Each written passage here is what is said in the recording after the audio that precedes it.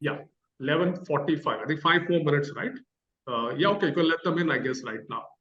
Yeah. So I think we'll stop our practice now because I think all of us can see and hear each other. Yes, Let's now go on mute and we'll let Leon continue the program before I come on air and start to introduce each of our speakers.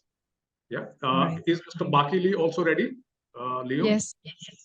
We'll log Okay, in a minute. Do you? Okay, when he's here, let us do a quick sound and AV check with him also. Okay.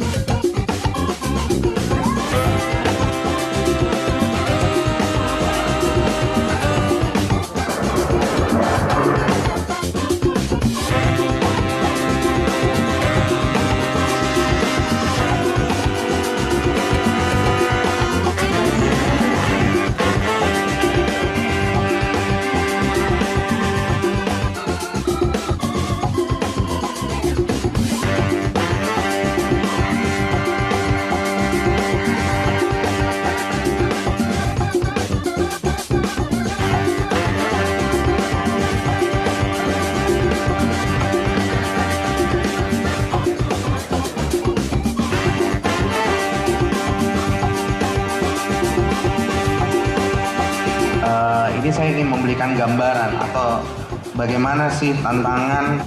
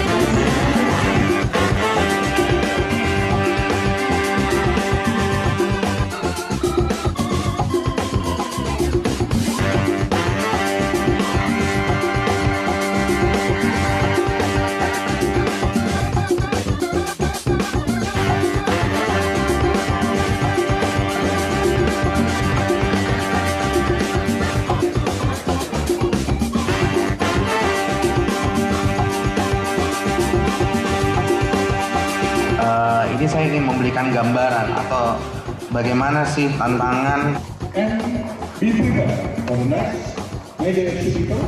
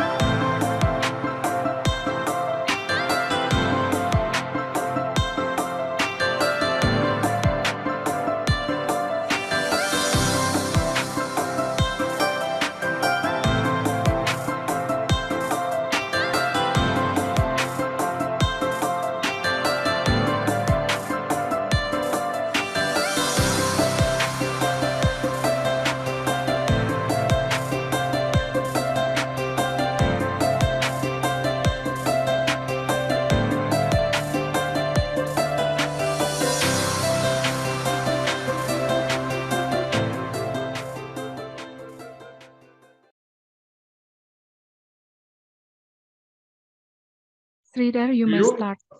Leon, can we start? Yes, Are we all please. set? Yes. So hello everybody, wish you a slightly belated Happy New Year. It's only 16 days since the start of 2024, but I am very sure it's been a fantastic new year for all of you. And this is the third of 3 webinars that we are organizing around Bus World Southeast Asia, which is going to happen in May this year, May 15 to 17 this year. So all through last year, we've had a couple of webinars last year where we've talked about the opportunities in Indonesia and also what do Indian suppliers promise to bring to the Indonesian bus market and how can they collaborate together. And at Busworld, we are very, very keen to promote this fruitful collaboration through knowledge. So you come to Indonesia, you exhibit at Busworld Southeast Asia based on a strong foundation of knowledge.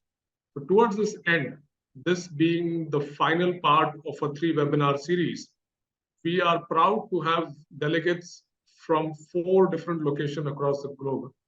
So right from Belgium, where I believe it's 10 centimeters of snow and people are awake pretty early in the morning, to the Middle East, the UAE.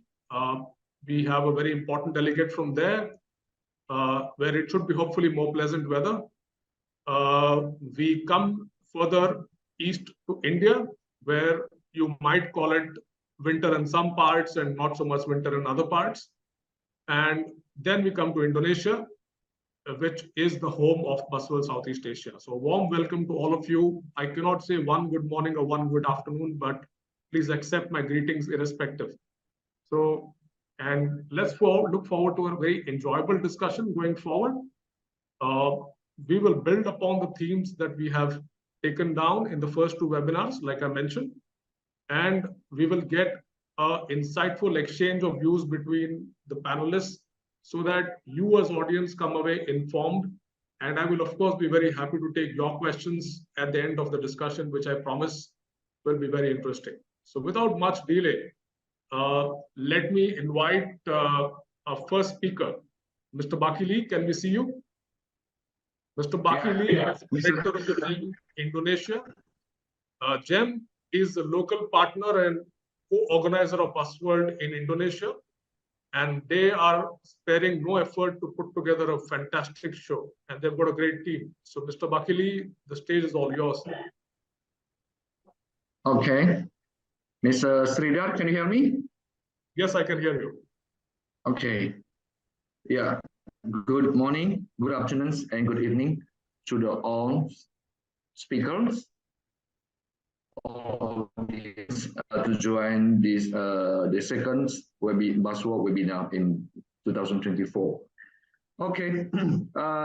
Busworld Southeast Asia has entered the third edition, so we see the exhibition, the growing every year, and we create the opportunity for the exhibitors and visitors to have the collaboration. So we invite all the bus suppliers, bus bodybuilders, and any company who will involved in the bus industry.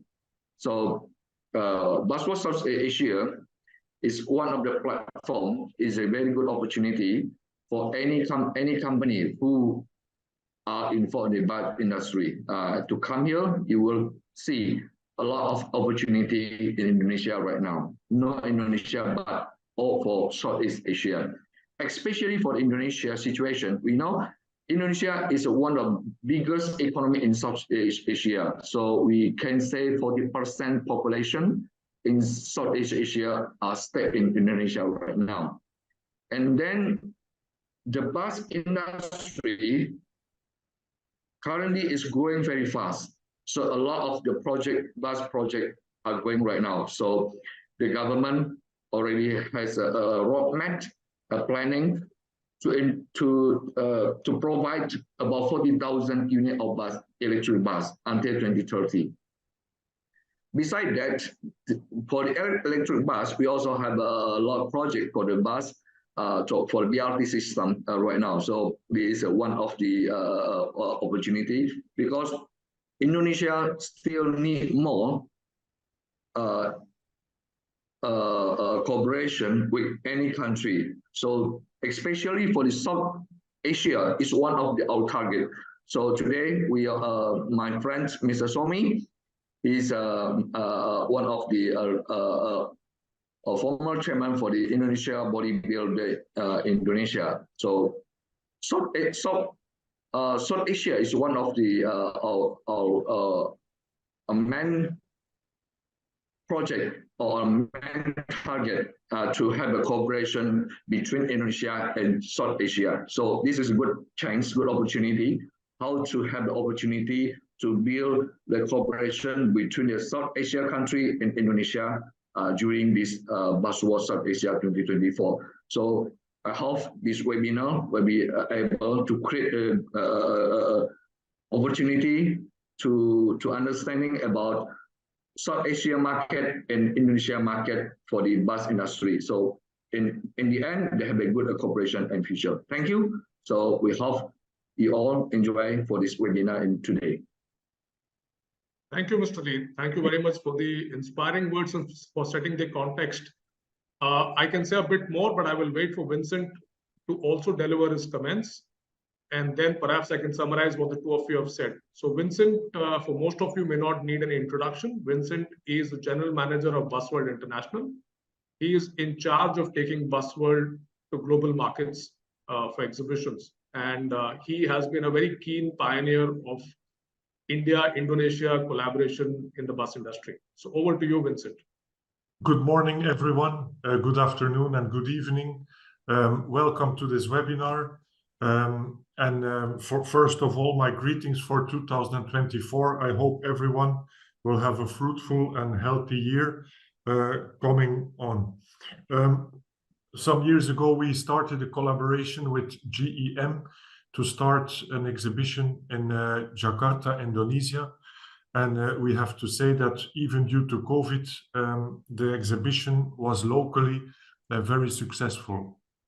For 2024, we had the aim to internationalize the exhibition, and that's why we contacted Mr. Sridhar for the Indian country to contact as much as possible suppliers to come to our exhibition and to share their knowledge, their products into the Indonesian market. We all know that Indonesia is a big country, a lot of people, a lot of challenges at stake.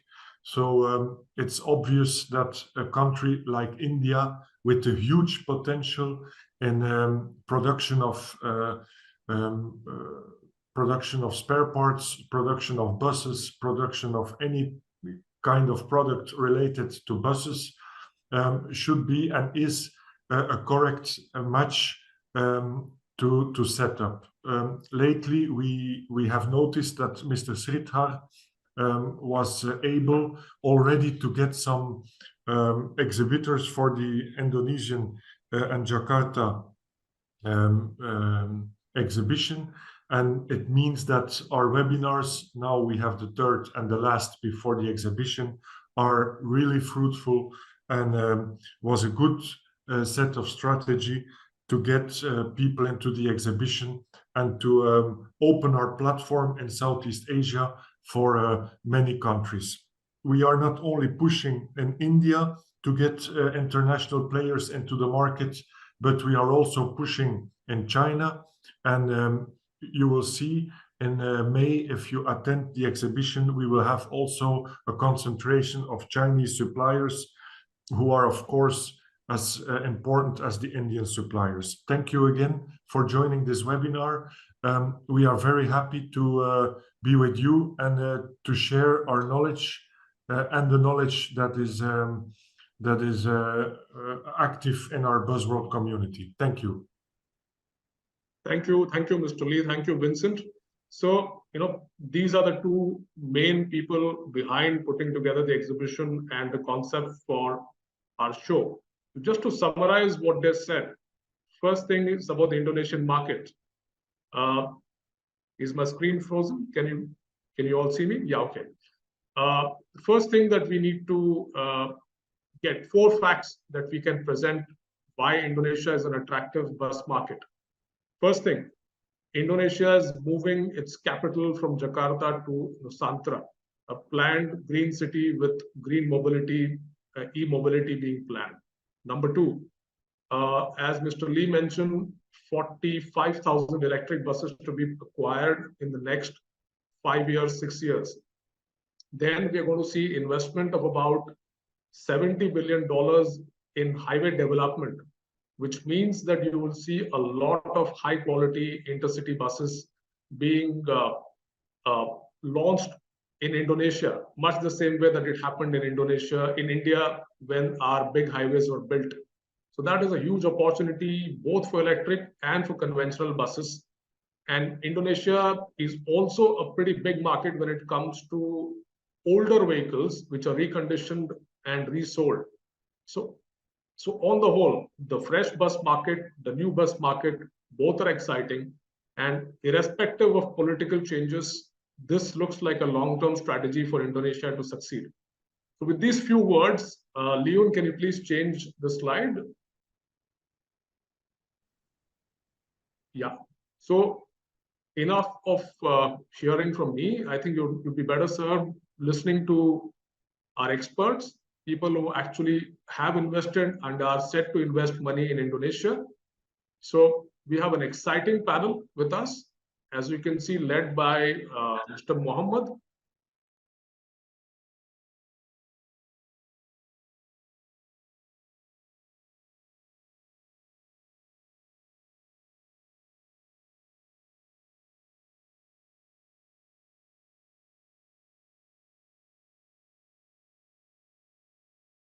Sridhar, I think we cannot hear you anymore. Or is it just me? No, we can't hear him. Yeah, I think his Wi-Fi is some problem. Okay.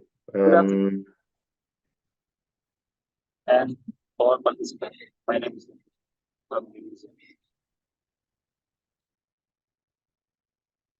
Leon or Bakili, can you take over the moderation until Sridhar is back?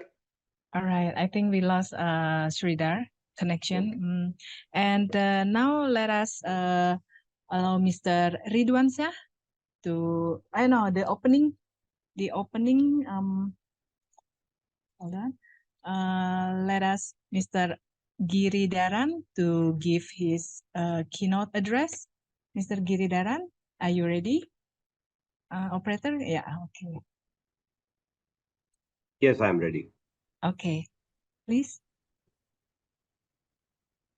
So good morning, good afternoon, and good evening to everyone. I'm extremely sorry, all of you for having dropped out. Mr. Giridharan, warm welcome to you. We can please have your keynote address. Yeah, I've tried to share my screen. I hope this is visible. Please let me know. It is very Yes, fine, thank you. Yeah, Yes. sure. So good morning, good afternoon, and good evening to everyone, and a warm welcome to this webinar, and greetings from Uno Minda. So I represent Uno Minda as the Deputy CEO of the Safety and Comfort Systems domain, and it's my pleasure to be addressing you and discussing with you today. Quick word about Uno Minda. Uno Minda is among the leading auto component players in India since 1958. So let's see if I can get a laser pointer. Yes. So last year, last financial year, we closed with a 130 billion rupees, or which is $1.57 billion group turnover.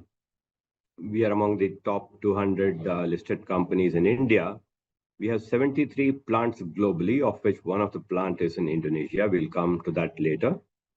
And the key thing is we have 26 product lines addressing all the products which any automotive would want. And we can proudly say that in every corner of the world, we have our parts running in automotives, including buses. And we have a vision to make it a sustainable global organization, and buses being one of the most sustainable transport operations, and I think it would be great for us to be associated more on the bus business. We have 26 product lines, as I mentioned, and these product lines are divided into different domains. And you can see around 5 to 6 such businesses are grouped together into different domains. And I represent the safety and comfort systems domain, where one of the products is seats, which we do supply to Daimler in Indonesia now with a local plant. And the others are in terms of switches, sensors, actuators, and so on and so forth. On the light metals and powertrains, filters, alloy wheels, castings, and LPG, CNG kits. And on the lighting and acoustics, lamps, speakers, and horns. So that's a quick update on Uno Minda for you. I'll now move on into the Indian economy. Indian economy in the region is growing the fastest, and also aspires to become a 5 billion trillion economy.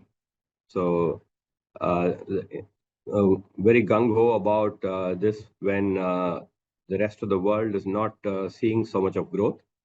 And very glad to see that, also our, ASEAN partners, Indonesia and the majority of them, have a growth of more than 5%. So we should be leading the world in terms of growth going forward. And in this, I think we can do a big thing in terms of partnership. As regards India and Indonesia, we have had civilizational connections for more than 2,000 years. We have been maritime neighbors, strategic partners, and close relationships. But in terms of current trade for India, Indonesia is the second largest trading partner in ASEAN, and the trade is growing, and it is likely to go up almost to 40 billion US dollars. And we have a target to do 50 billion by 2025, and this is a mutual target. It's not just one way from India or from Indonesia. And the items that are exported from India to Indonesia, things like petroleum products, motor vehicles, cars, sugar, and maritime items, and iron and steel. And you can see from the graph that it's a good growth, both on the import and the export side, there is good growth.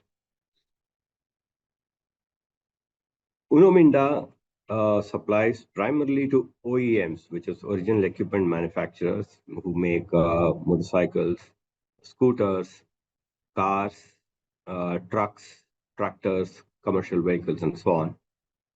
So way back in 2004, at the request of some of our customers, we set up business in Indonesia. This was trading initially for 1 year. And in 2005, we started PTMA, which is manufacturing PT Minda ASEAN Automotive. So we manufacture, and some parts are traded where the volumes are not very big. And the parts that we supply are electrical switches, lever holder assemblies, which you can see here, horns, which is here, and lighting solutions, which is here, and commercial seats, which is in the far corner. And this goes to different customers, Yamaha, Toyota, Kawasaki, Piaggio, and Daimler. And the key thing is that we have a strong technical support from our head office located in India. And in-house manufacturing capabilities are there, which we have ensured that they reach Indonesia from our end. And if you look at the timeline of how we have done it, apart from the plant in Indonesia, we also set up a small plant in Vietnam, strengthening our ASEAN presence. And in 2016, we started doing the commercial vehicle seats, and the localization of seats happened in 2021. So you can see the progress. Start with trading, move into manufacturing, product-wise, and then start with trading again, move into manufacturing, and we are looking at newer opportunities at this point. And one of the newer opportunities would be Uno Minda would be participating in the Bus World Indonesia, primarily displaying the seats, so to explore the opportunities there. If you do look at our presence and the presence of our customers, we are sort of southwest of Jakarta, southeast of Jakarta, sorry. And you would see proximity to customers is important. So Toyota is here, Piaggio is here, Kawasaki is here, and this is where PT Minda Automotive is. So we are in the middle locator of our customers so that we can supply to all of them with greater proximity and just in time. How did we assess the Indonesian market is in terms of a strategic assessment, we are very strong in India in the two-wheeler market, and Indonesia is the world's third largest two-wheeler market. So that was a good fit. It's an export hub for ASEAN, and also there's a good support to global customers. We supply to all the Japanese majors, which is Yamaha, Honda, Kawasaki in India, and they're all present in Indonesia, and they are the market leaders. So it became a good fit. Also, there's a good demand potential. In terms of the product, ours is a self-developed product with reliable technology. So when I say self-developed, it is localized by us, so there is no need for us to do importing. This is important. I will come to you later. You can see, or I can talk about it now. There's a need for local content norms. Local value addition should be at least 40% for availing certain government or regulatory subsidies. So this is something which is essential to make the operations viable. So it's important for localization and having our own technology so that the import dependence is reduced. So since we had our own product, there was no need for a partner. And in terms of import regulations in Indonesia, we found is an easy market to work with. There are no negative lists in the auto components. So whatever we make can be localized or produced locally there. And in terms of the documentation and approvals, we had a convenient time. We had single window approval system, which exists not just for the automotive. I think it's there for the entire business. And within 3 to 4 months, you get all the approvals, and there is one coordinating body, which is the Investment Coordinating Board, the BKPM, which is part of the Trade Ministry and Customs Department. So there's also on the supply chain and the distribution network, we did not have any hurdles. But of course, I will also be handing over to my colleague, Mr. Dafitri, who will talk about this in a couple of minutes. I will take 2 more slides and then hand over to him for him to talk about that. This is like carrying coal to Newcastle. I think Mr. Baki Lee, Mr. Somi, they are the experts in this, saying what are the opportunities in India, especially for roads, the public transport, the BRT system, change of capital to Nusantara. So what are the opportunities that are coming up? So essentially, the key point is there is a big potential out there in Indonesia, and which is there for people to tap. And the bus world does give an opportunity for people to step in and see what the real opportunity is. In terms of our views on what other Indian suppliers would face, is that they would face a tough competition from Japanese and Chinese. Japanese from the technology end and China from the price end. So price would be difficult to compete. Technology is the way to compete, is our view. So that is our take on the advice for Indian suppliers. How did we do it? We had long relationship with Japanese suppliers because we have multiple joint ventures. Out of the 17 joint ventures that we have, you can see here that there are 9 of them who are from Japan, and these have helped us to ensure that we are linked to the Japanese OEMs, and with the OEMs also pivoting from China alone to China plus one strategy, and also de-risking the supply chain. This gives a good opportunity.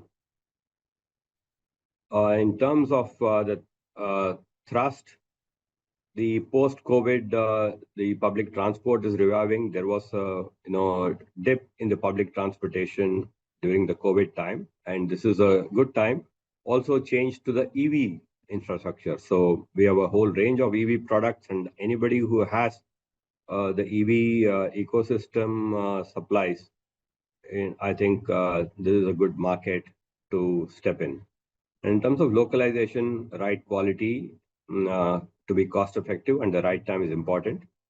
I mentioned that 40% is a minimum requirement in terms of localization. What we have been able to do is more than 70%. So it is eminently feasible. And it can also become a base for exports to the ASEAN market. So I have one more slide, but before that, I would like to hand over to my colleague, Mr. Daftari, a few words about him. Mr. Daftari is the plant head in our plant in Indonesia. So, Mr. Daftari, could you get on to your video and come in, please? Yes. Good afternoon, Mr. Giri. Am I audible? Yes, you are. Okay. And my screen also, my video also working? Sorry. We can't seem to see you, Mr. Dafitri. Okay. Nevertheless, but I try to activate it in my video. It seems yeah. Now we can see you. Please go ahead. Okay. Thank you, Mr. Giri, and thank you for the dear available audience. I cannot mention one by one the name. I would like to take 2 minutes time slot only to brief about how our organization were here available now.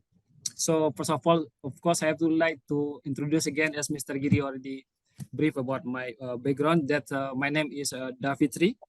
Now I'm acting get an opportunity to handling all the plant operation in Indonesia since last 2 years, and then as Mr. Giri told, also I was associated with Uno Minda Group since 2005.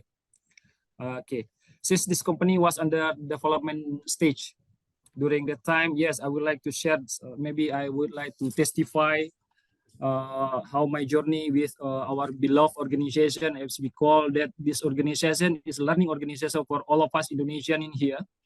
That the starting with how was at earlier stage we are face a lot of challenge.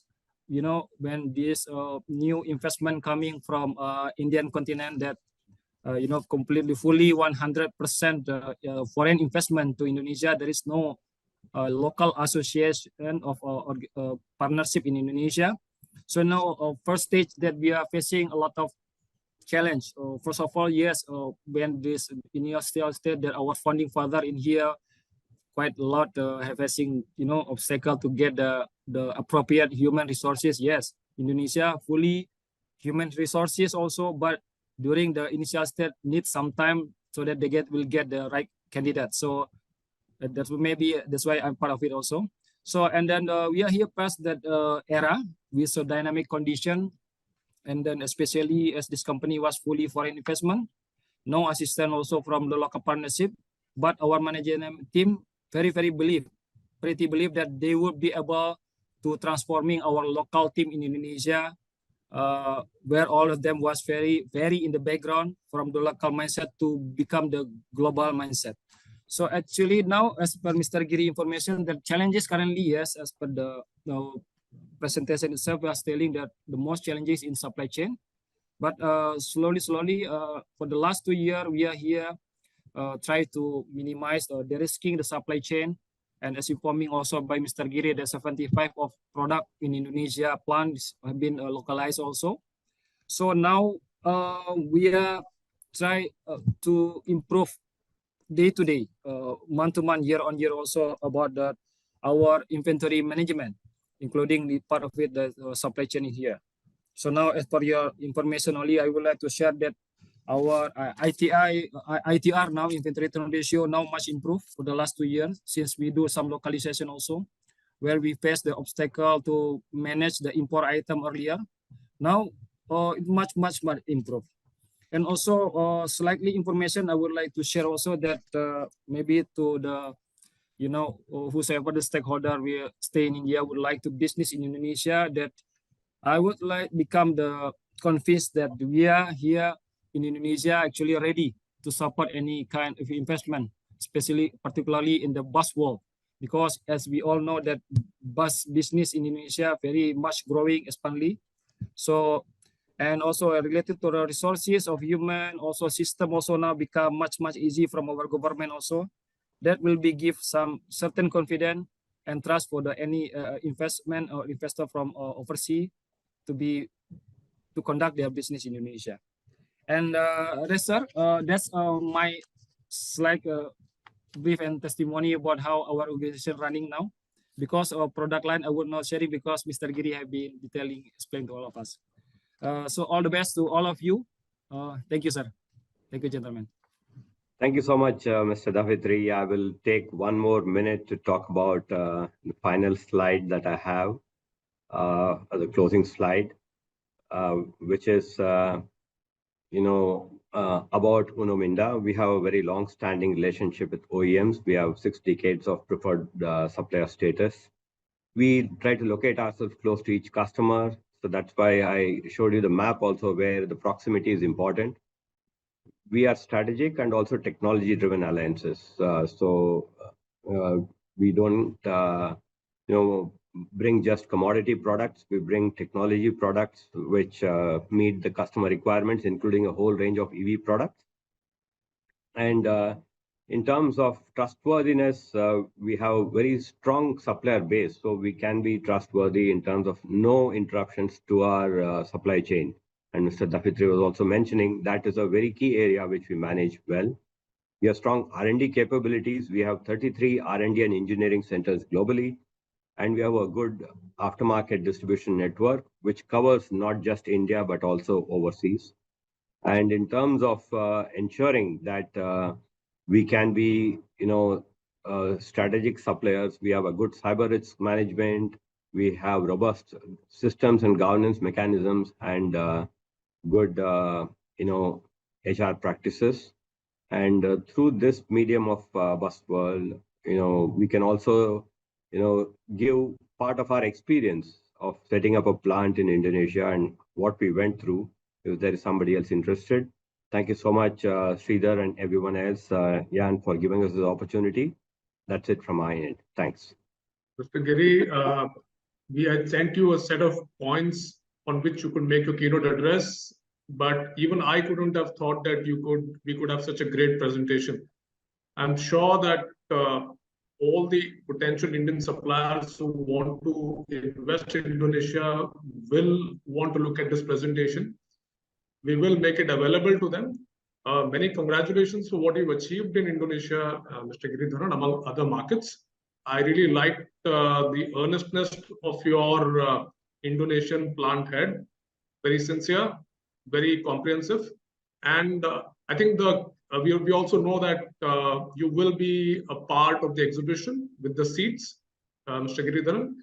So I think it will be in the interest of both Indian and Indonesian industry that you contemplate localizing your seats in Indonesia at some point. Yeah. So with that hope and gratitude for your presentation, let me move on to the panel discussion now. So can we have the first speaker slide here, Leon, Mr. Muhammad slide? Yeah. So we have the honor, after having heard the excellent keynote address, of listening to Mr. Muhammad. He is, like I mentioned earlier, the director of the Indonesia Investment Promotion Center. It is a very proactive and dynamic body with the sole purpose of promoting investment in Indonesia from this region, Middle East, South Asia, and they specialize in arranging matchmaking sessions and also providing access to relevant policy-making quarters in Indonesia.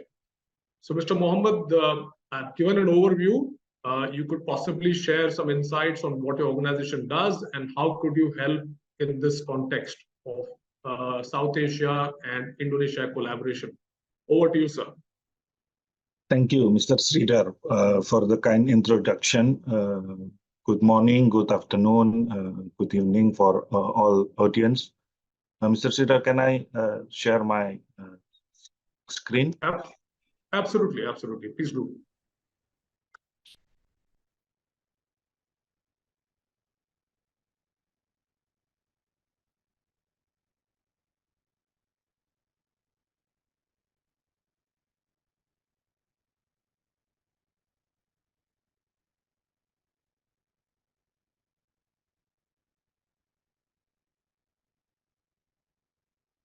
Can you see my screen?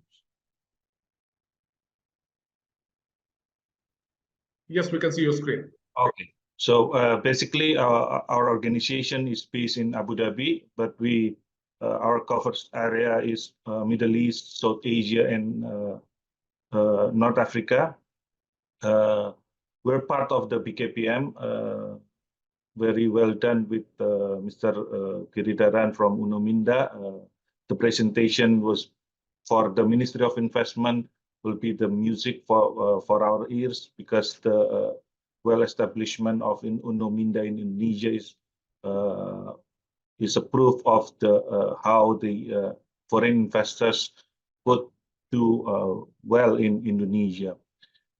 Just a quick information regarding the investment in Indonesia in terms of why Indian investors or any foreign investors need to consider Indonesia as their investment destination. We will give you 4 basic reasons. So first of all, we have stable economic growth with 5.2% real GDP growth.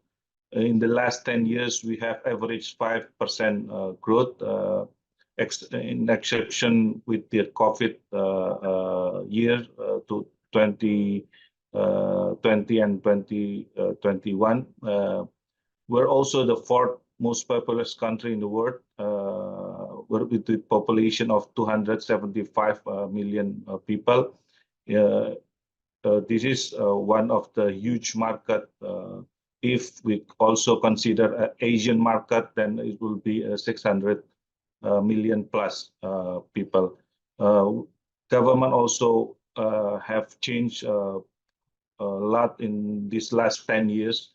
For instance, like Mr. Giridharan mentioned, that the approval will need like 3 to 4 months.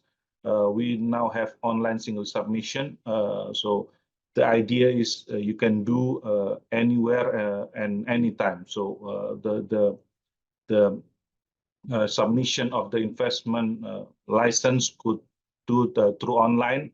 You still need to have a notary to handle some of the paper on the ground, but if you already get and prepare the document, then you can do this online. And also we have a huge middle income class that require the economic lifestyles with high mobile penetration and e-commerce that boom not only in Indonesia but also in other part of the world. As we can see in the next slide, we are the biggest Southeast Asia market. Most of at the heart of Asia, Indonesia represents 41% of population with 36% of economy of the region. So this is just to show you how big Indonesia in terms of this market, and is a perfect location for your interest to expand to the Southeast Asian market. Roughly each year we receive around 60 to 80 billion US dollars of worth of investment. This is domestic and also foreign direct investment. So we try to make a balance between the domestic investment and the foreign ones. But in the last few years, we can see that the domestic direct investment is taking over from the foreign direct investment. Also in the location-wise, we want to have it more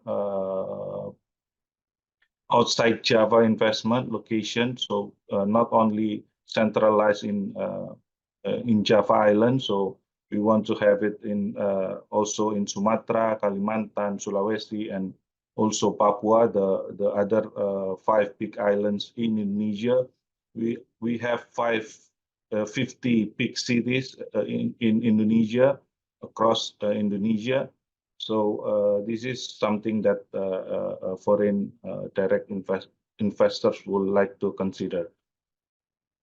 In terms of sectors, we can see there are some sectors that dominate in the Indonesia investment landscape. For instance, like on 2019, we have transportation, electricity, housing, industry, and basic metal and mining. While in 2023, we see that some of the sectors are rising up, like industry and basic metal. We have very focus on the nickel smelting regarding the our aim to build the supply chains of EV battery.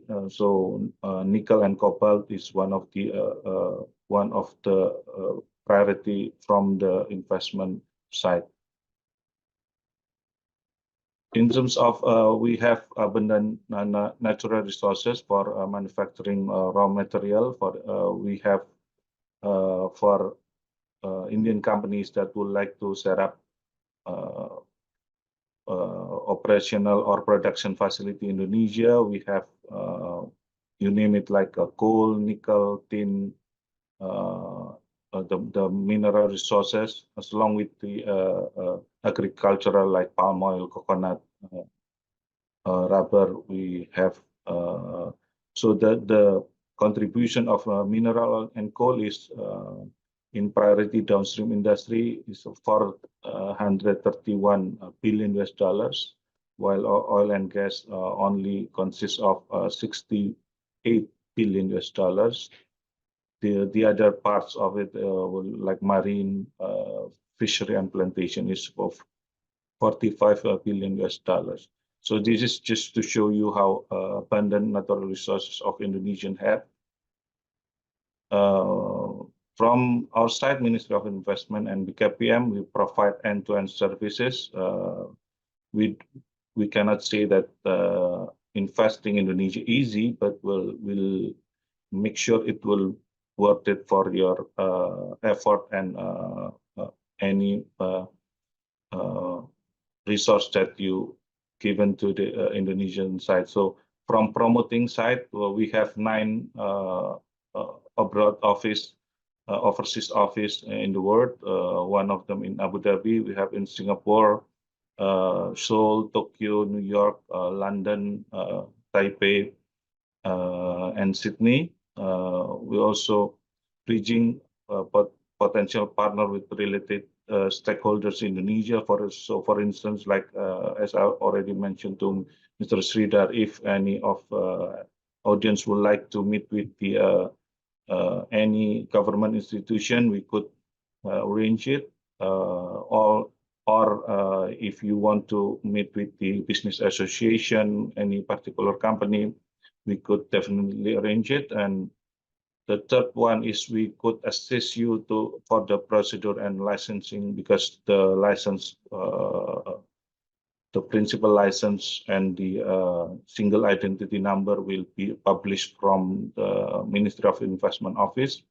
In terms of financial closing, we could arrange you, provide you with some of the Indonesian state-owned banks. We could get you engaged with them, and also any other. We also have a deputy that handle the investment aftercare, that facilitating any other problems that the investor will have. So basically, there are 2 basic information before the foreign investors would like to invest in Indonesia. The first one is they need to have like minimum investment plan $700,000 or equivalent with 10 billion Indonesian rupiah. So this is based on the law number 20/2008 regarding small medium enterprise. So the government would like to protect their SMEs. So in terms of this, the foreign investors could not compete with the small medium businesses.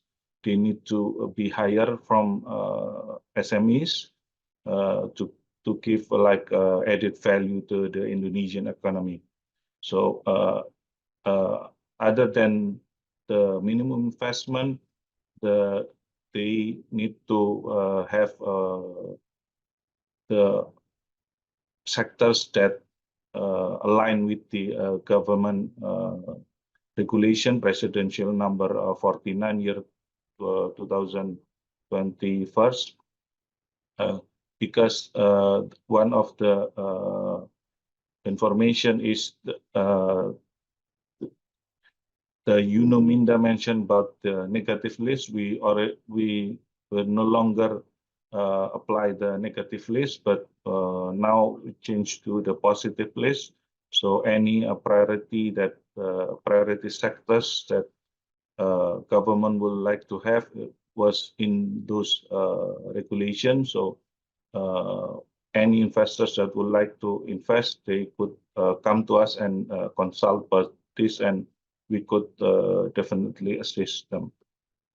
So this is just to show you the slight difference between the limited liability companies that need minimum investment $700,000, and the one that you could also established representative office. So you don't need the 700,000 US dollars for minimum for the paid up capital, but there are some limitation for this representative office because you cannot do any trading and other. So it only market research and also regulatory study for the Indonesian market. So I will not explain more. So just to give you some idea of how the Indonesia open up and inviting all the investors to expand and establish their business in Indonesia. We also reduced the corporate income tax since 2020 from 25% to 22%. This is just to show you the tax incentive we have. We have a tax holiday up to 20 years regarding the based on the sectors and industries. And this is the India investment realization in the last 5 years. We could see that there are quite increasing numbers in the last years with 191 million US dollars. This is their sectors and the location of the Indian investment. So basically, the hotel and restaurant was the contribute as the first rank, and then textile, and then trade and repair, and mining, and also rubber plastic industries.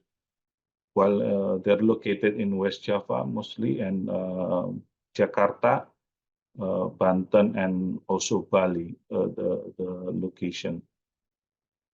This is the other data from FDI markets from Financial Times to show you where the Indian investment mostly located. We can see that UAE, US, and UK still as a dominant location. We see Indonesia below Qatar with 27 projects. This is outside of the bus world, but we already have 69 ready to offer projects with the pre-feasibility studies. So for those of you that has interest with these projects, we will be happy to assist you and facilitate you further.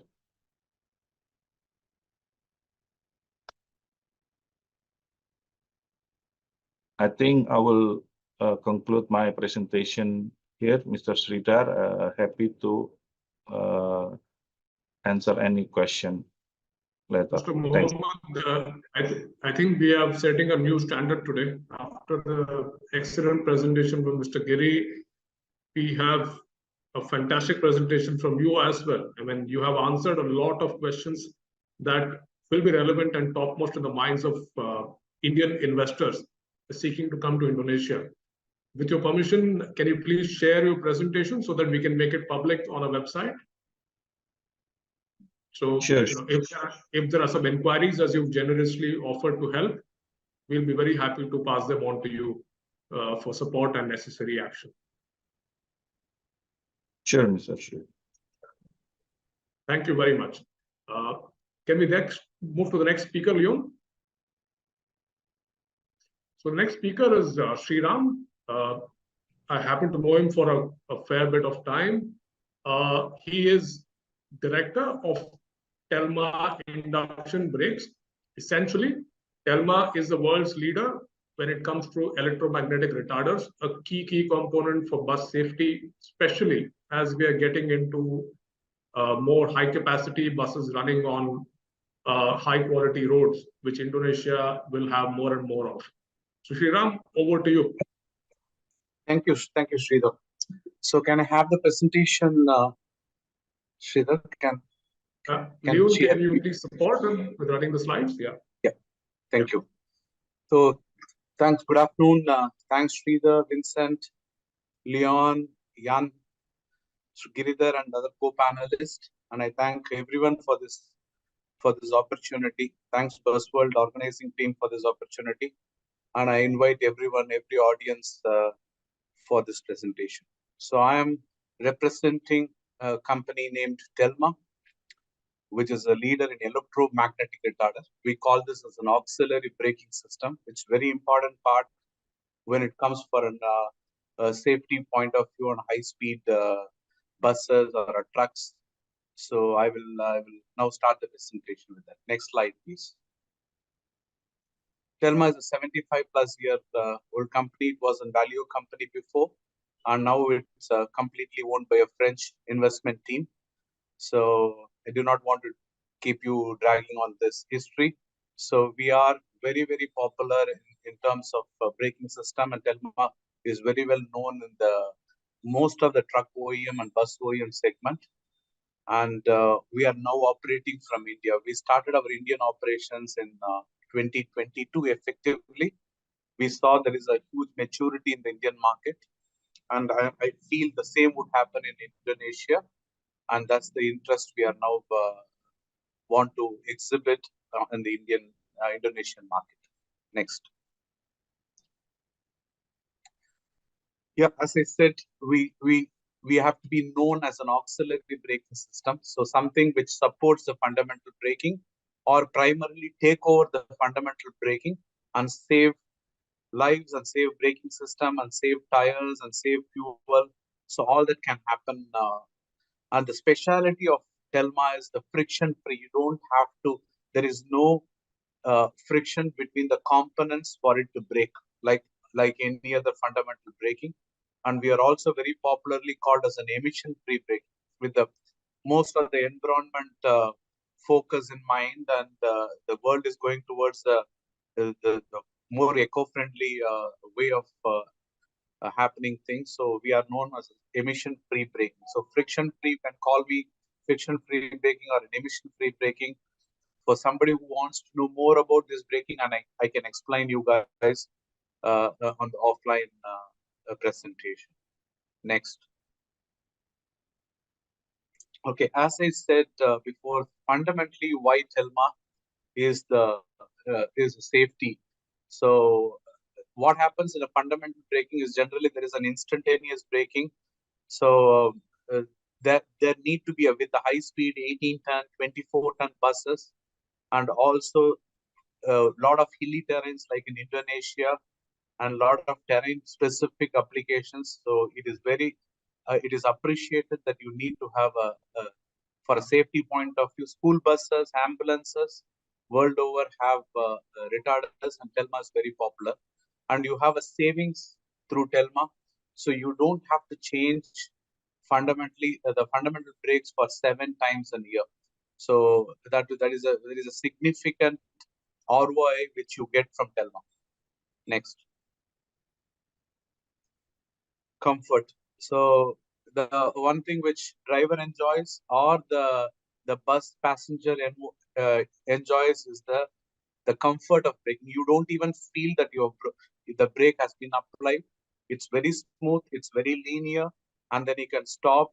Unlike your fundamental braking, the fundamental braking, the liner brakes and the disc brakes, you may have sudden stoppages, and that may jerk you. And that's not the case when it happens with Telma. It's very comfortable. Any driver who have driven the vehicle, a truck or a bus with Telma would definitely opt for a Telma option. The driver, it's a more driver friendly and a passenger friendly component. And of course, I said it before, it's an environment, no particle, no friction, no noise, is absolutely an environment friendly. So road safety, cost savings, reliability, simplicity, these are all we stand for Telma. Next. Okay, so what happened in the which brought us to India? So we are basically a French major, and we are very popular among the government segment, among the bus segment, among the we got into India specifically. There is a regulation which is driving this market. Okay, unlike in any part of the world, it's the regulations has to drive the market. So effective 1st April 2022, all vehicles above 5 ton in the category, we call it as, maybe the specifics can changes a bit. I was talking to Swami the other day. So there are the upcoming regulations which is happening in Indonesia can also have these kind of a safety specific requirements. So any intercity bus, any tourist buses, any sleeper coaches need to comply with endurance braking test. So endurance braking test, it's not calling it for retarders directly, but this endurance braking can happen only more effectively with Telma's component fitted in the buses. So it is very smooth, very comfort, as I said it before. So Daimler in India, Ashok Leyland in India, name any OEMs in India, Telma is most preferred retarder option, and we have been homologated. We have different optional fitments. We can fit it on the axle, we can fit it on the gearbox, we can fit it on the vehicle specific. So many recreation vehicle in India have retarders. So we are okay. I do not want to get into the specifics of vehicle, the bus market. We are almost 8,000, 6,000 to 8,000 intercity buses. Almost 80% of the buses are nowadays fitted with retarders. And intra-city, the urban, what you talk about specific 45,000 buses, electric, there is some other option available, but those area where stop and go application also carries retarder. Next. Okay, tractor trailers, especially tractor trailers above 12 ton, need to have comply with an endurance braking test in India, effective 1st of April 2022. So this gives another opportunity of 30,000 vehicles, though the implementation is here and there. But if this effectively gets implemented, we are talking about close to around 25 to 30,000 vehicles with retarders in India. Next.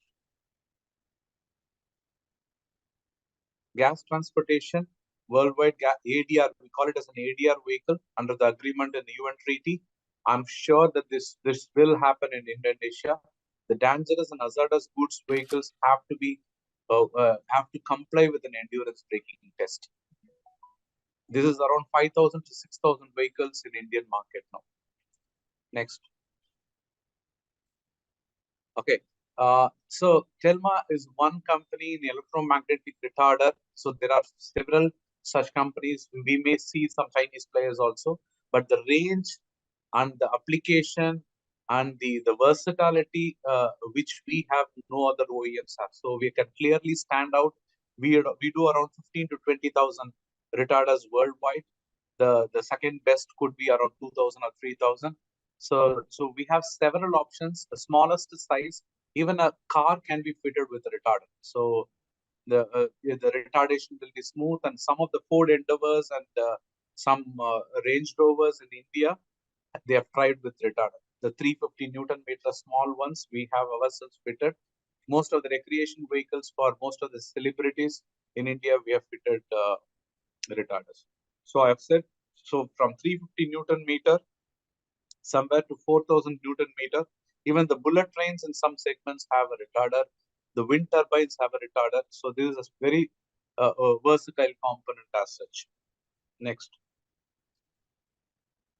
Okay, so we are on the last slide. So as I told Sridhar specifically, we just want to first get the introduction on, and we are looking at the Indonesian market for the first time. We know we have fitted some trucks, mining trucks in Indonesia, but we are interested. We know it is more or less similar to the Indian market, and with the motivation from the co-panelists and the other people whom I'm talking to in last 2 weeks. So I'm really thrilled to be a part of this Indonesian Bus World exhibition. So we are working out all the other modalities, and the most of the OEMs would prefer, and the regulations will also drive the endurance braking and the safety and the environment. All we will contribute much effectively to the progress of the Indonesian market. And we are happy to be here. And again, I thank Sridhar, Vincent, Leon, everyone for this opportunity. We will continue to interact. And Sridhar, you can share my presentation with other panelists and also with the audience. So I'll be more than happy to answer now and answer later also. So again, happy Sridhar. Thank you. Thank you very much. Thank you. That was again a very crisp presentation, Sriram. You addressed both the commercial and technical aspects in a very good way. And I will come to the questions, of course, around cost and all, which we had discussed offline with Mr. Swami. But I'll first get the other speakers online. I'm sure there'll be a lot of interest in your retarders as we go along in the discussion. Thank you. So for now, let me invite the next speaker. Our next speaker is Aditya Patankar. He is Managing Director, Operations of Migma Pactron. They make vacuum form products for a range of OEMs, both in the automotive and non-automotive space in India. They are a very old company located in central India in a city called Indore. And they pride themselves on the quality. So Aditya, over to you. Yeah, hi, Sridhar. Thanks for the lovely introduction that you gave. Good morning and good afternoon and good evening to everyone who have joined us for this webinar. I would give some brief introduction of what we do here in India in terms of thermoforming. I would just like to share my screen. Sure.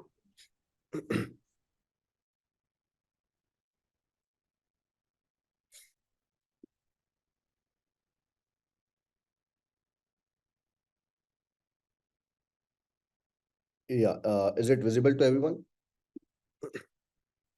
Yes, it is. Yeah, go ahead. Just to brief you to what we are, who we are, and what we do, we are basically manufacturing of thermoformed automotive components for the commercial vehicle and the electric vehicle applications. Now, thermoforming, generally people, do not understand what thermoforming is. I know many of the panelists and many of the people who have joined us might know, but I'll just brief you to what it is. So what we do is we take a plastic sheet, we heat it between the two heaters, we press the tool on it, and then we take a vacuum. This vacuum, in turn gives the shape of the tool, and then we cool it. That's how we make this product. Basically, our products are used to improve the aesthetics. So you can say that we are people who are trying to improve the aesthetics of the commercial vehicles and the electric vehicles in the commercial segment. As when you know that even the buses are going towards the line of what car interiors are like. That's where we pitch in. That's where we try to eliminate the FRP or the conventional sheet metal components to well fit aesthetically pleasing components. The company was started by Mr. Ashok Patankar way back in 1988, and that's where our roots are. If we see this vacuum forming or thermoforming, and currently we are providing our services to nearly all the OEMs in India. May it be Tata or Volvo, Eicher, SML, etc., etc. We basically make components in ABS, HDP, HIPS, PC acrylic. These are various types of thermoplastics in which the components are made. So our mission is basically to produce a world-class quality material and satisfy our customers. We are also working hand to hand with our technical expertise and try to give our services at the best possible ways to our customers. So, as I told you, we have been catering to a big market in India, from north to south, from Chandigarh to down south till Trichy. We are supplying to many of the OEMs. Uh, uh, the main strength of our company is that we have a very low turnaround time. From inception to development to fitting the part in the bus, the component in the bus, until the SOPs. Talking about the infrastructure, currently we are having a setup of around 35,000 square feet of manufacturing area, 100 plus employee strength. We have a thermoforming R&D center at our premises itself. We do all the tools in-house, be it just prototyping or maybe SOPs and mass productions. We can draw a part of around 800 to 800 mm, 850 mm height. We are having currently all the advancements that we can see in the thermoforming world right now. As I said, we have a lot of empowerment given to the quality in terms of quality. So that is why we do not trim our parts. The final trimming is generally done on maybe robots or the 5-axis routers that we have. Obviously, we had to have a engineering and R&D center because this is a very niche skill. The thermoforming is very niche skill, and you need to have your engineering back team all working all around 24/7. Also, we do components for reverse engineering as well. The components that are conventional right now, maybe in sheet metal or FRP, and if there's a need to convert into ABS thermoform components. Advantages being it's a lightweight component, it's aesthetically pleasing, you don't need paint. So these are all the advantages of vacuum form components, where now we are pitching in to convert these conventional materials like sheet metal and FRP initially in the commercial vehicle, and now in the electric vehicle as well, because electric vehicle really need to be light in weight to give more and more range. We are having our in-house tool rooms wherein we make our own tools. So as I told you, turnaround times is way less. Sorry. So that helps our customers to to be on time for their customers. Currently, we are having 4 vacuum forming machines, and the 5th one is will be commissioned by April 2024. The maximum width that and length that we make is 2600 mm into 1.3 1300 mm, and the draw of around 800 mm, as I told you. So after the vacuum forming is done, we need a very precision trimming, and for that we have a dedicated 5-axis trimmers and routers and robots as well, which trims very bulky components and very complex components like the dashboards and inner trims, etc. Now, certainly, talking about dashboards, dashboards have a lot of components wherein the dashboard has to be fitted on FES. So they have to be given a lot of inserts from inside that go and fit on the FES or the buses. So we have a specific assembly facility and assembly line wherein we do this work, which is of high precision.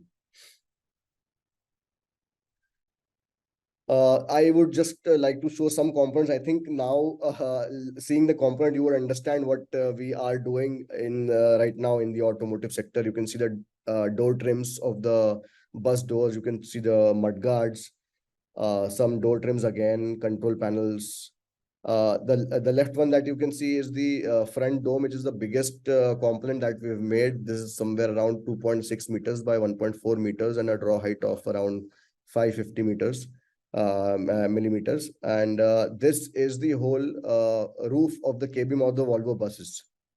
We also do a lot of dashboards for various different companies in India, and we are currently exporting to the GCC as well.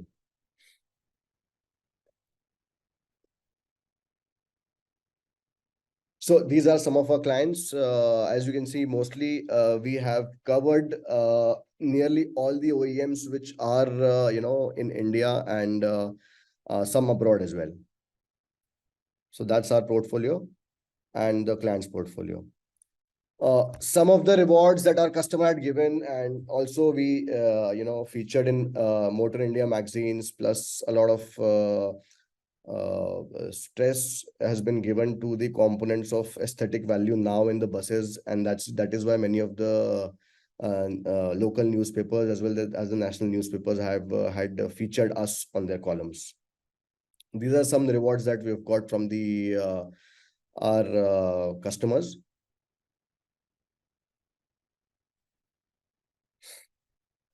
So coming on to future, I think we were quite interested in looking forward to the Indonesian market, as I was discussing with Sridhar the other day as well.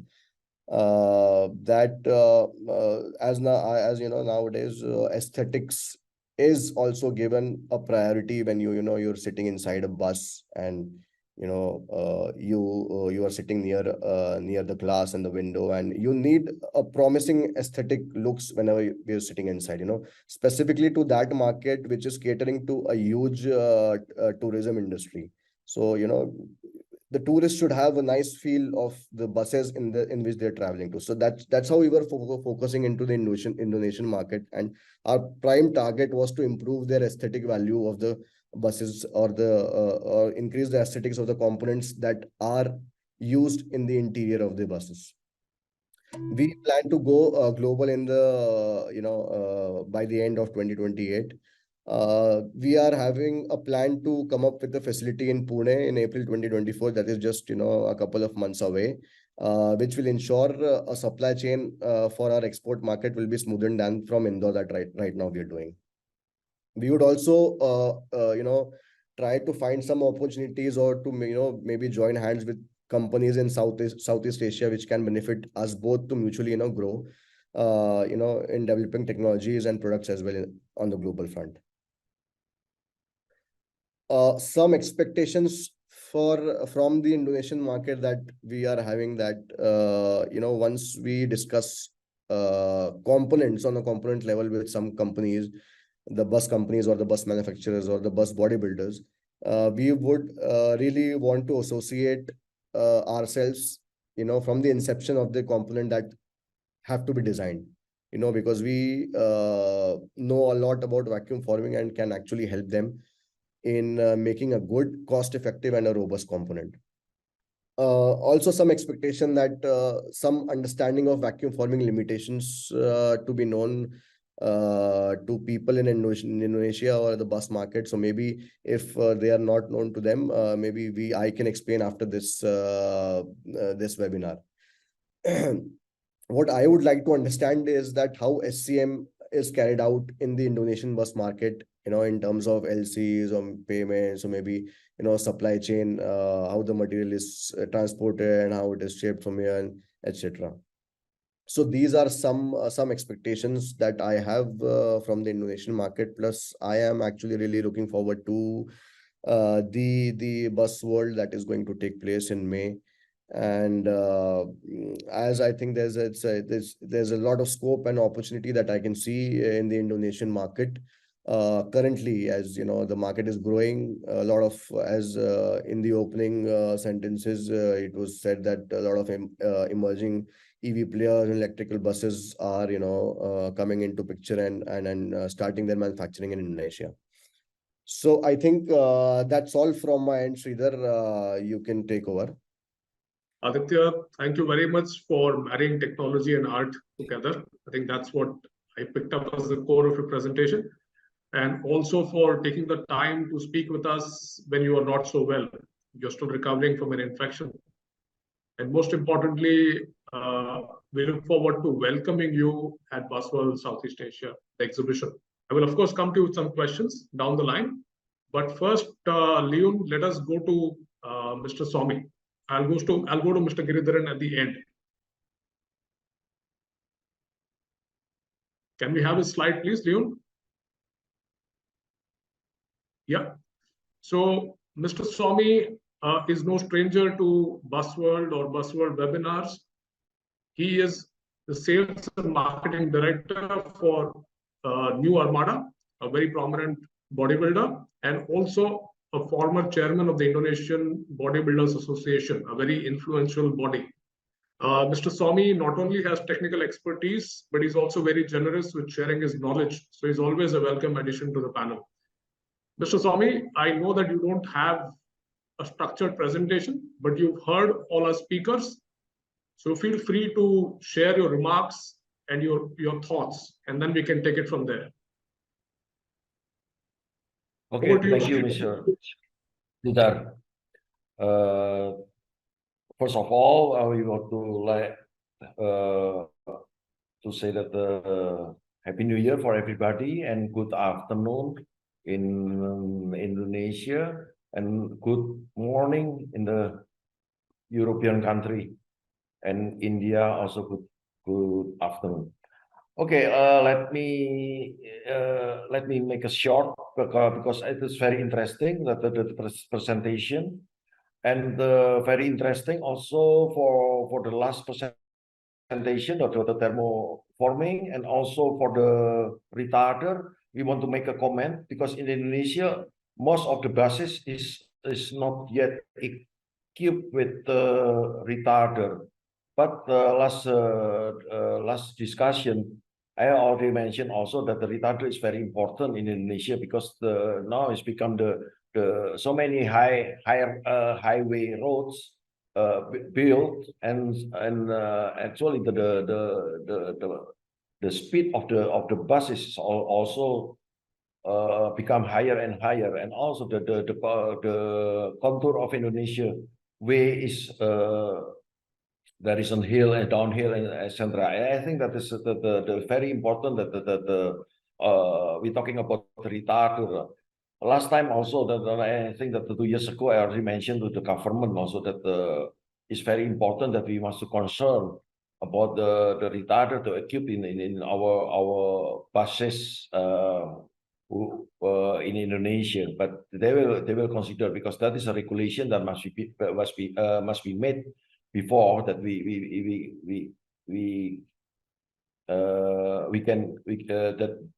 all the transporter they use a retarder. I think it's a good opportunity that the retarder factory like Stelma is worldwide is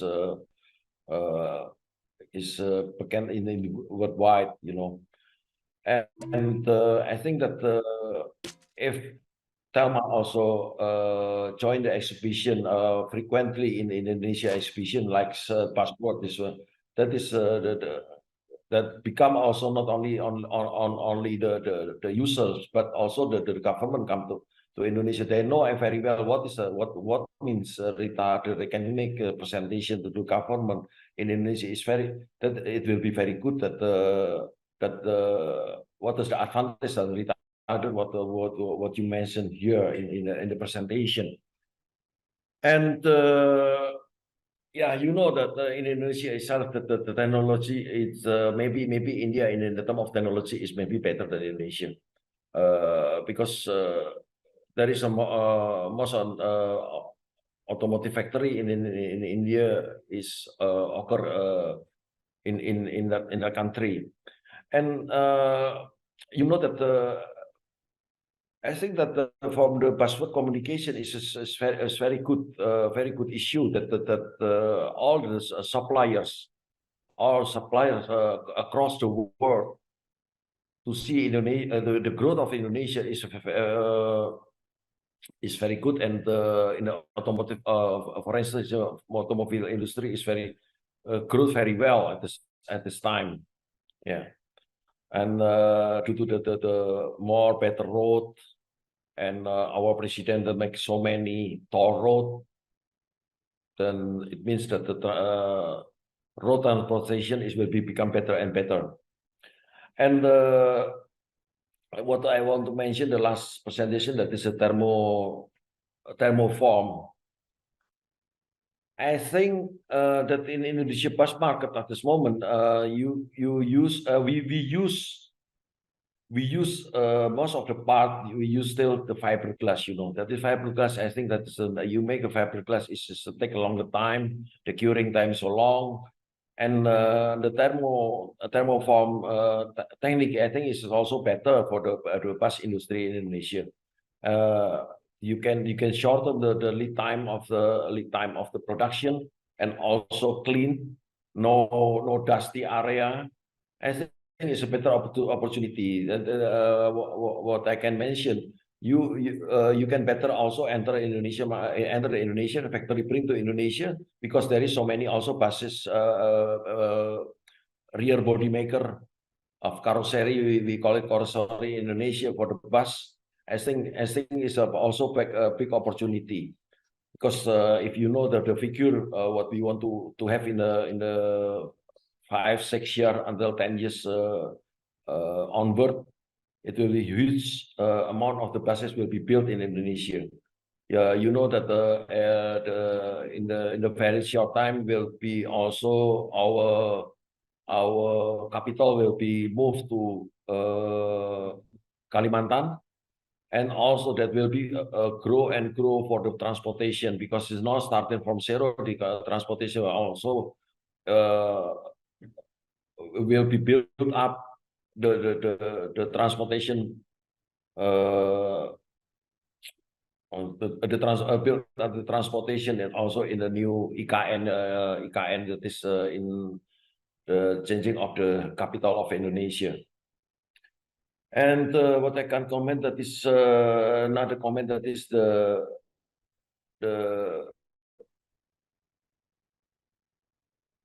important thing is that you come Indonesia, because the person from the government already announced also what is how is the rule and what is the bureaucration, how the bureaucration is now is better and better.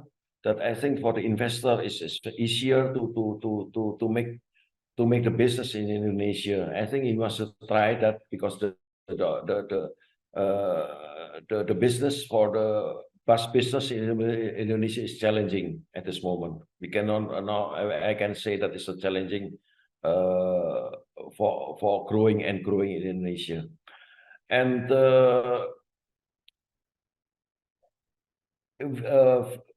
from this password event, I think it's very important for across the world, because we can exchange our mindset, what we can do better and better in the near future.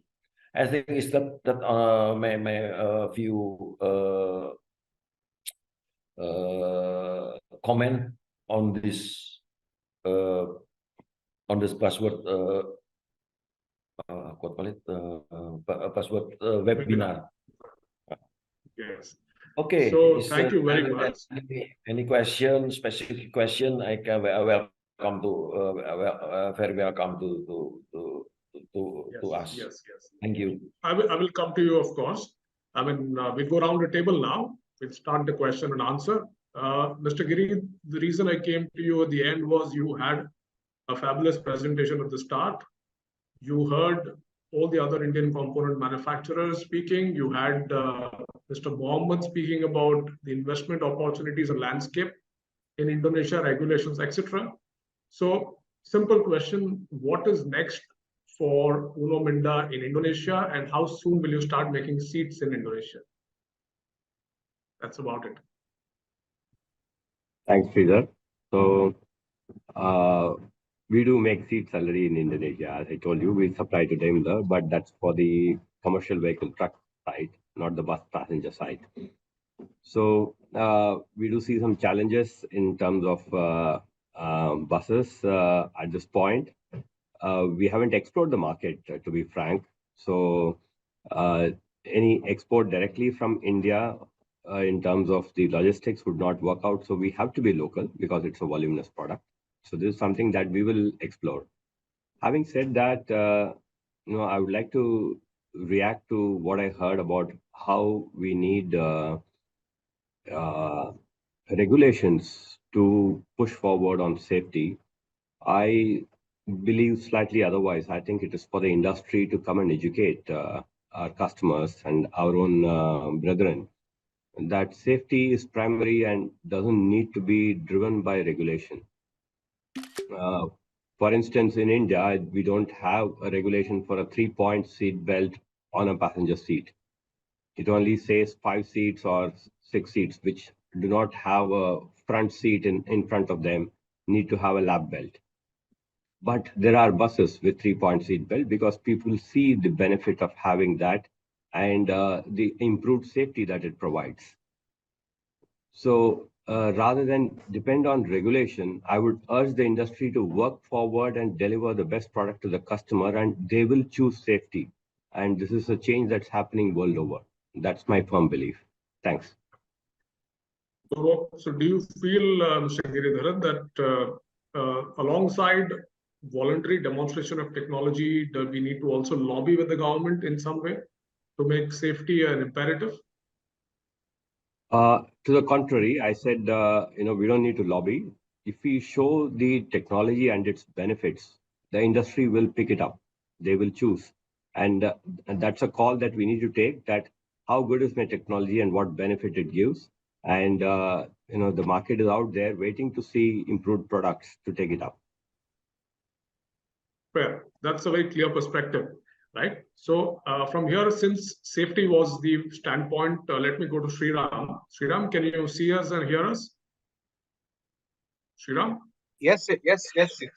Yeah, so when I think safety in this panel, I think of you first. So one thing, safety, whether it is by mandate or by industry demonstrating its competence, safety is absolutely important. There is something that you cannot compromise. You can compromise in aesthetics, you can compromise in the paint scheme, but you cannot compromise your lives, right? That's very important. So first thing is retarders. There is no question that it's a very essential product. It's been applied in India also.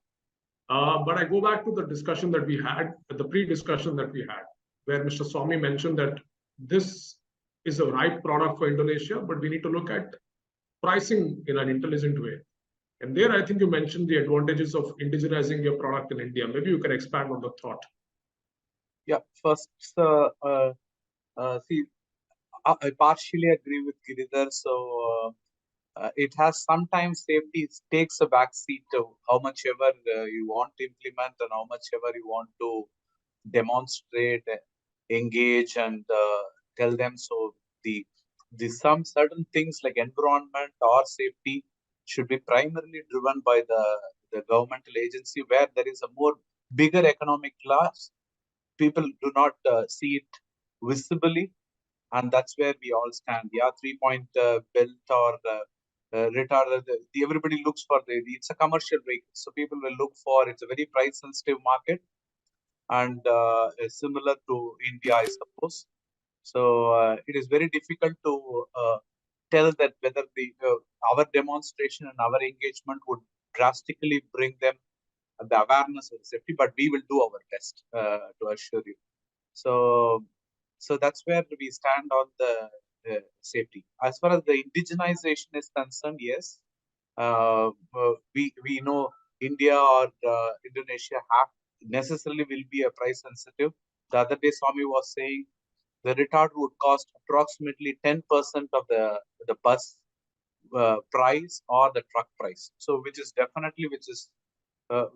unacceptable to most of the operators in India, and that would be similar for Indonesia. So we need to be closer, and some point of time I have to demonstrate the overall cost economics, the return on investment, and the safety. Of course, the safety is the biggest feature of all those, and we have done extensive work in India. So we are almost at 50%, except certain key components like electronics and the heart of the retard, we call it as a hub. Except these two components, we have indigenized everything, and we have a quality supplier in India. So initially, if at all we get across to Indonesian market, so we will be initially supporting that from India, and later on we will actively involve localizing in Indonesia too. That's what I'm thinking, and I'm looking at it at this moment from the management point of view. So the key point is that you must be in Indonesia to make retarders an attractive prospect. So Therefore, I think we start to see you in May, and then when we see your products, the next step follows, which is to localize. Typically, what is the time which is an attractive market? So we do not have it. It's a first step for us, and we would that's a first engagement with this market.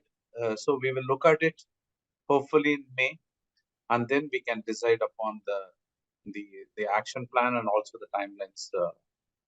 Once we understand, once we talk to the government agencies, once we talk to some of the partners like Swami and other people, and then Daimler, of course, in Indonesia. So through the Daimler India, through the Daimler Brazil or France, and I think, but it is definitely an interesting market, I would say, because the length and breadth is more or less similar, and the terrains are more or less similar, and with high terrains and hilly terrains. So of course, and the mining operation is also huge in Indonesia. So I'm looking at both the options, the truck market and also the bus market. Very well. Thank you, Sriram. So Yes. let's go to Mr. Mohammed now. Mr. Mohammed, you made a lot of points in your presentation, so I can't possibly go through every one of them, except that when people go through them, you will get a lot of emails and requests for further information. But from my standpoint, maybe one question. In your position as a promoter, as an evangelist for investment in Indonesia, what are the 1, 2, 3 main issues that you're focused on solving or making better for investors in Indonesia? I mean, you can just list out 3 things that come to mind. Yes, thank you, Sridhar. As I mentioned earlier, the investors need to have a minimum investment, 700,000 US dollars. So in terms of this, not all the investors could do the business plan, because some of them would only do the trading ones, or the other ones, they could have some warehouse operation in Indonesia, in particular located in Indonesia. But yes, this is something that very crucial, because this is the government regulation that require the investors, especially the foreign ones, need to have like 700,000 US dollars. The other part is to find the local good partner. This is something that very crucial for investors. It's like the analogy is like marriage, is sometimes quite difficult, but if you find the right one, then the chemistry and all the trustworthy, the one that Uno Minda presentation has is one of the worthly find for. And the third part, we as part of government is stand ready to assist any inquiries regarding the any concern from the investors, especially for Ministry of Investment, because we have quite target from the presidents always increasing every years to help the Indonesian economy. So this is something that we would like to hear and also address and solve on in terms of assisting the foreign investors wants to have in Indonesia. I think that's 3 points from me, Mr. Sridhar. Thank you. I really like the answer. My supplementary question is, in terms of making it easier for investors to invest, would you look at, I mean, you already mentioned there's a single window online clearance that you can secure. Are you taking any such other measures that will make it easier for Indonesian, for external investors to access the market? Yes, for this single window I mentioned, we could also access through website www.oss.go.id. This is the online single submission, which you could find any basic information that any foreign investors will need to look on. But in terms of a specific investor, for instance, like there are some discussion through the webinar regarding the safety, regarding the bus opportunity, regarding the spare part opportunity. My suggestion will be directly engage with the association. So because this is the usually they're the one that already in the market. I think also if the newly investors would like to hear or engage with them, then we could happily to assist them. Thank you, Mr. Sudha. Thank you, Mr. Mohammed.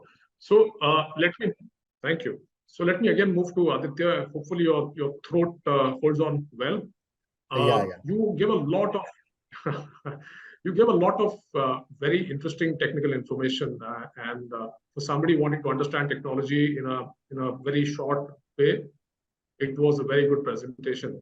But tell me how easy. You already mentioned a lot of expansion plans in India. You want to go global by 2028, is what I understood.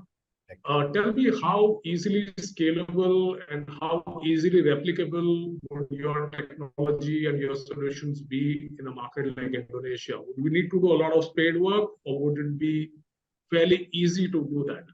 So scalability won't be that challenge for us initially anyways, because when we are already planning to set up a plant in Pune, we have gone through all the stuff that we need to for putting up plant for vacuum forming. We basically on infrastructure, we just need a vacuum forming machine and the router to cut. These are basic infrastructure, major infrastructure that we need. It doesn't take a lot of space, doesn't it is also not a huge investment anyways.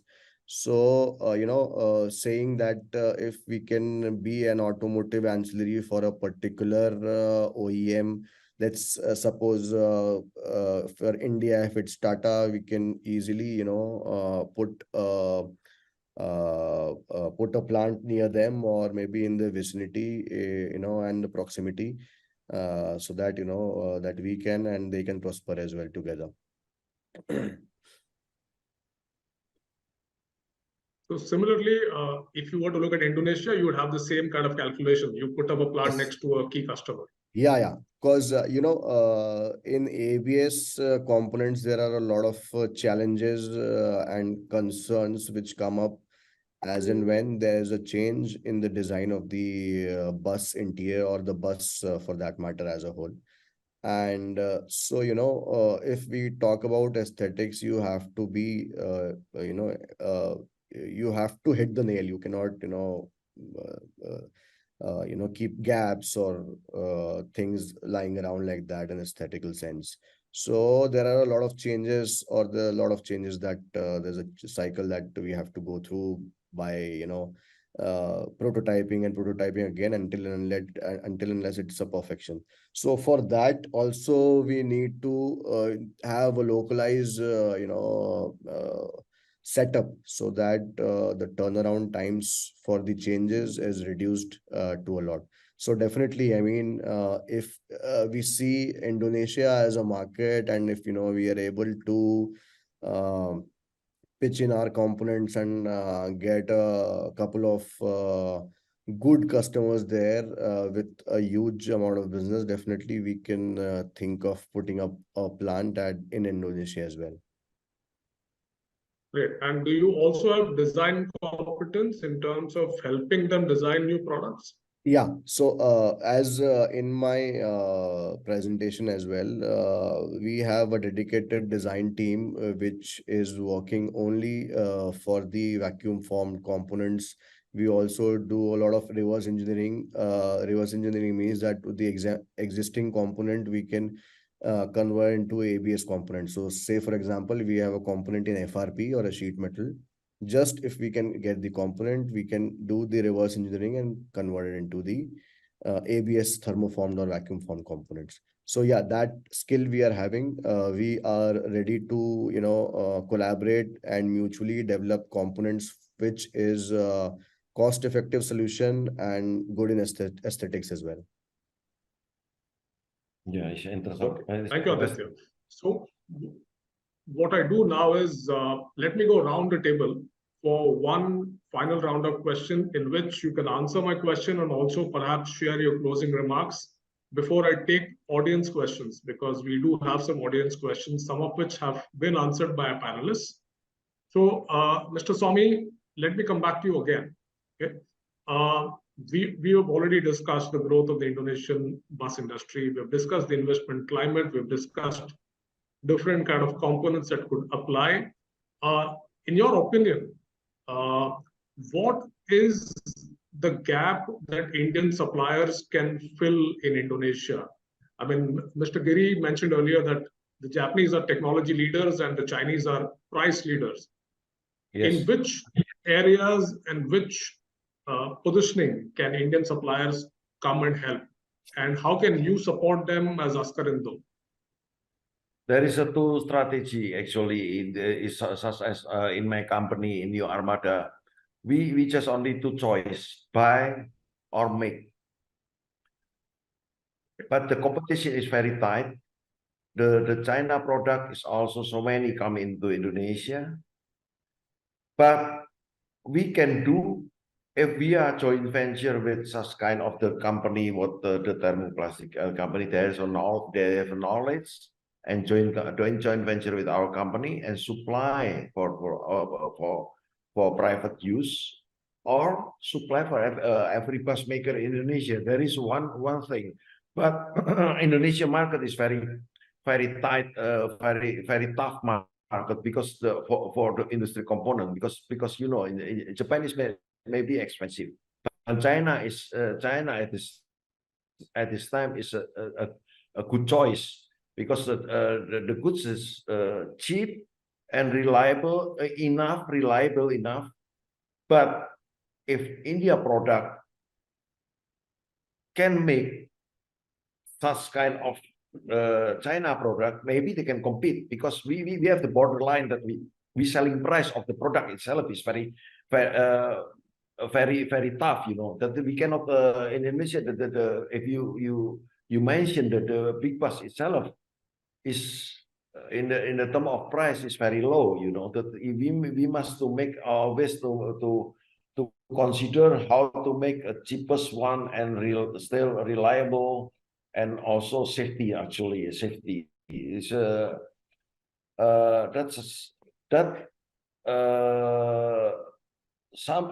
is of the variable we must to compete in our market. Otherwise it's very difficult to grow up, you know.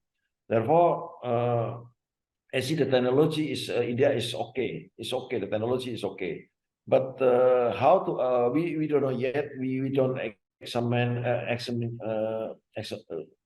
we don't yet try the India's product in Indonesia at this moment. Maybe this time to look at the Indian product or India's product and the developing in Indonesia. So what I sense, Mr. Swamy, thank you very much, is in conclusion, what you're saying is that Indian products, Indian technology is good, but you would like to take a first-hand experience of it and try it out for yourself. And the Indonesian market remains open to all kinds of quality products, and that you will ultimately choose what is the best quality and price combination that works for you in a very price-sensitive market. Yes. Correct? That's correct. Yes, correct. Yeah. Thank you. So I think let me move on to Mr. Giridharan here. Mr. Giridharan, since you've been around for so long in Indonesia's company and you have such multiple product lines across segments, what are some of the learnings or insights that you can share with us about the Indonesian market with all other panelists in the audience? Okay. If you look at the Indonesian market, and I will talk in relation to the Indian market, so that because then that will help the Indian industry. The quality expectation for the Indonesian customer is higher than that of the Indian customer. While the Indian customer would be comfortable with features and go for it, the reliability expectation is much higher in Indonesia. So this is something that people have to keep be mindful of. So like Mr. Swamy was mentioning, he is ready to try, but there are examples in the Indonesian industry where people have tried, not found it reliable enough or durable enough, and dropped it. And it's been very difficult for them, those companies, to bounce back. So this is something that I think we see as a key difference between the Indian industry and the Indonesian industry and the customer in general. Having said that, these things can definitely be overcome with a strong design and a strong supply chain management. And so the recommendation that I would have is to develop a good local supply chain. And that would be very important for anybody planning to be there. Notwithstanding the 40% localization requirement, that is something more from a commercial point of view. But whichever supply chain you do, make it reliable in terms of both quality and ability to deliver, and that can help you become more successful. So again, very articulate response. So, I mean, just to kind of sum up what you've just said, you've said essentially that it's a technologically more demanding market, Indonesia, reliability-wise also. Yet you have to conform to a price. So you must be very intelligent in how you configure the supply chain and you manage expectations in a good way. Have I summarized you correctly? Very good. Yes. Thanks. Thank you. So let me now. Can I mention? Sorry. Can I mention Yes, one more thing extra? Please. Because I have experience. We use also the product from Turkey. It means Turkey is a part of European, but we can compete the price. We use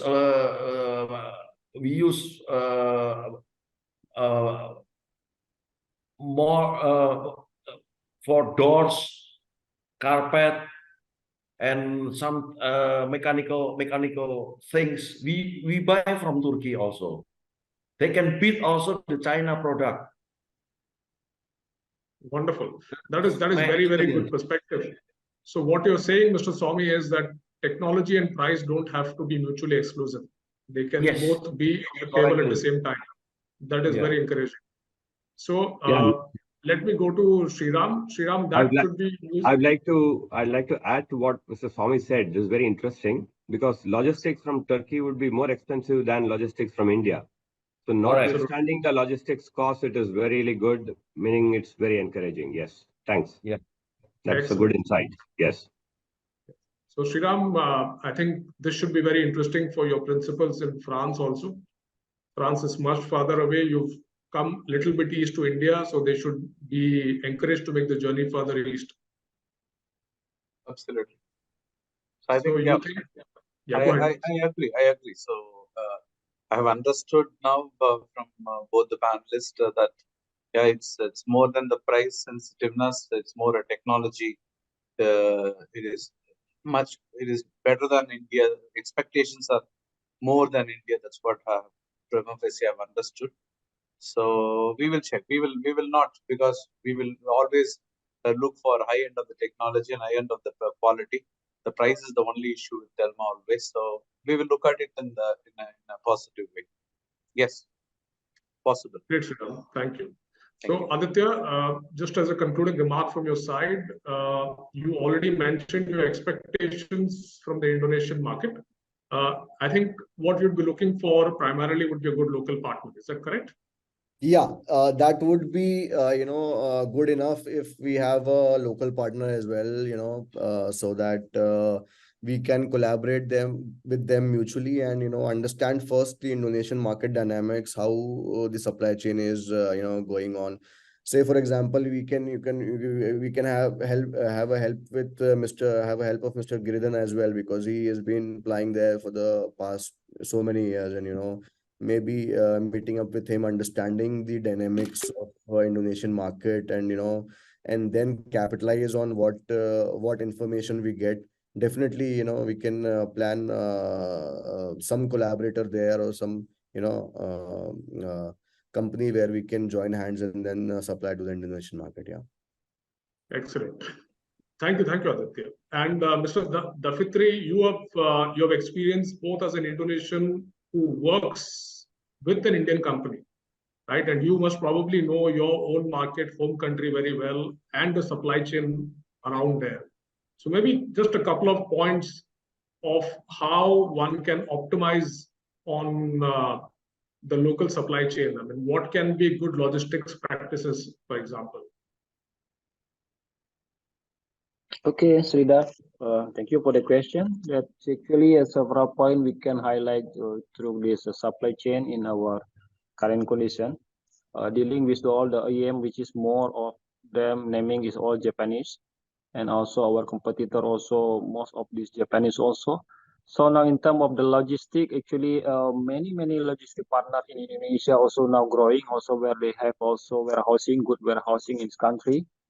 And also recently, as far as concern of the value, I mean the price also in terms of logistic also slightly more competitive in the my experience in Indonesia, because we are also now that cost awareness is become the prime also at our organization now.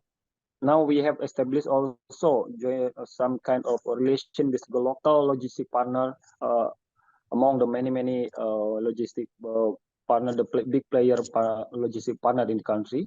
They are also learning much also with the other competitor also. So I think my highlight point, which is there is no much obstacle currently.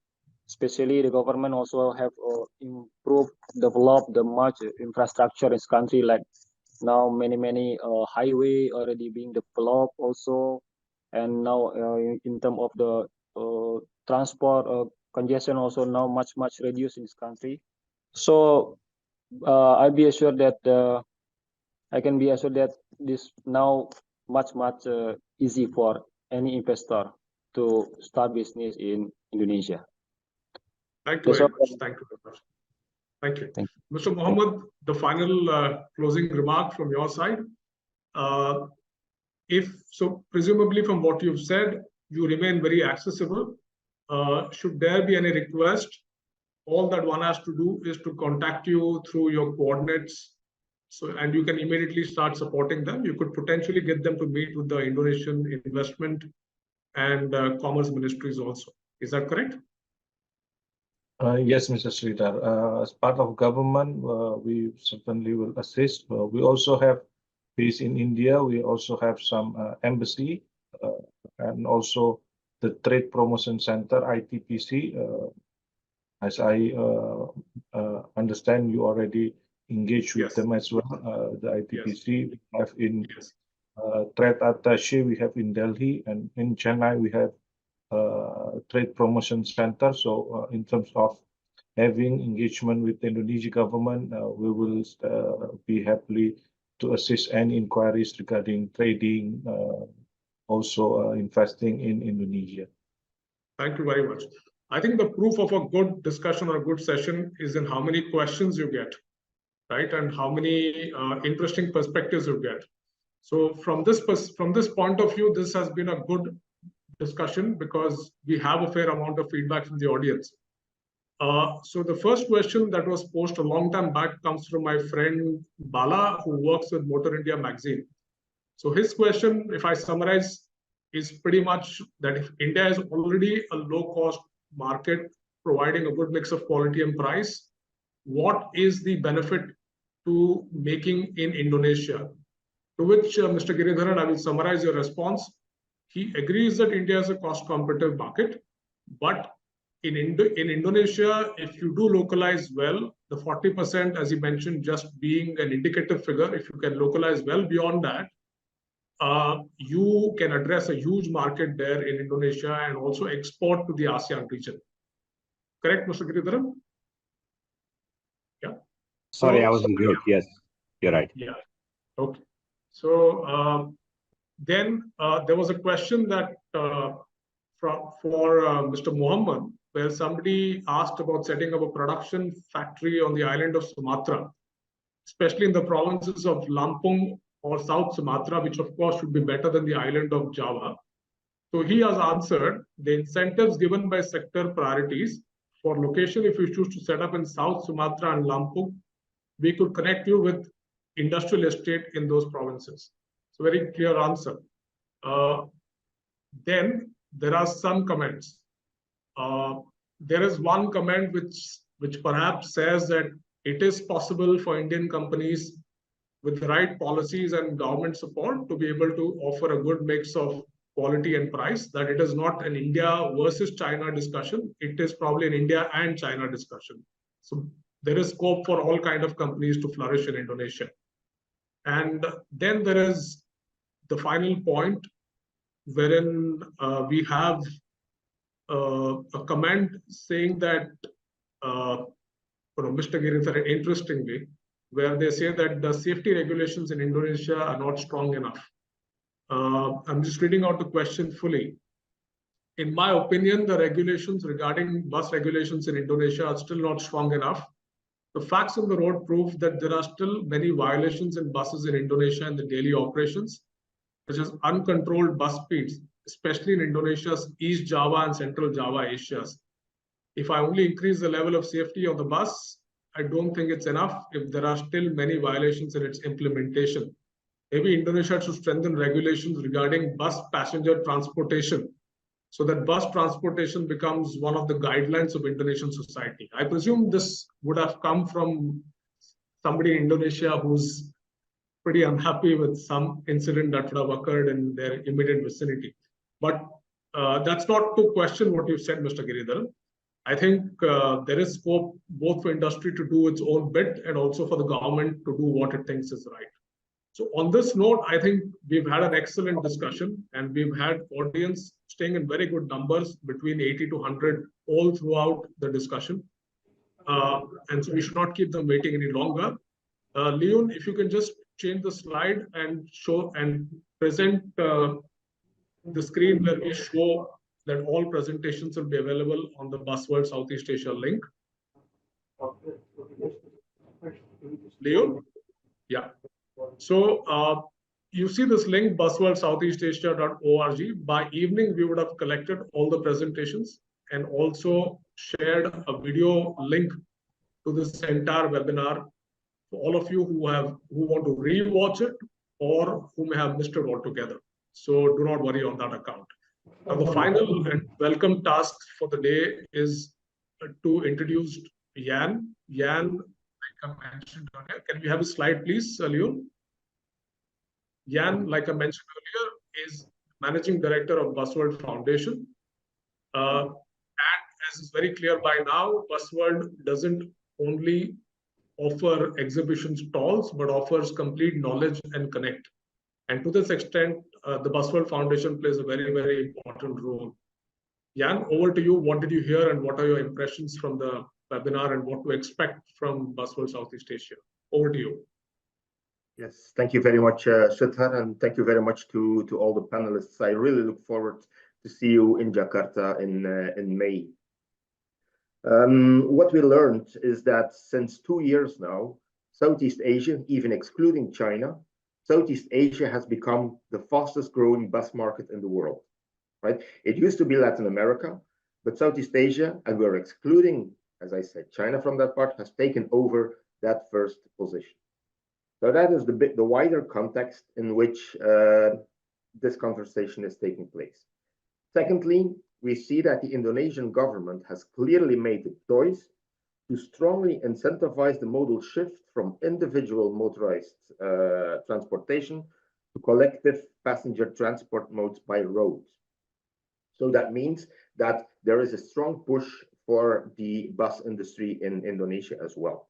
And that is why there is a demand for 45,000 buses in the coming 5 years. So we see 9,000 buses in an average per year, rebuilds, etc.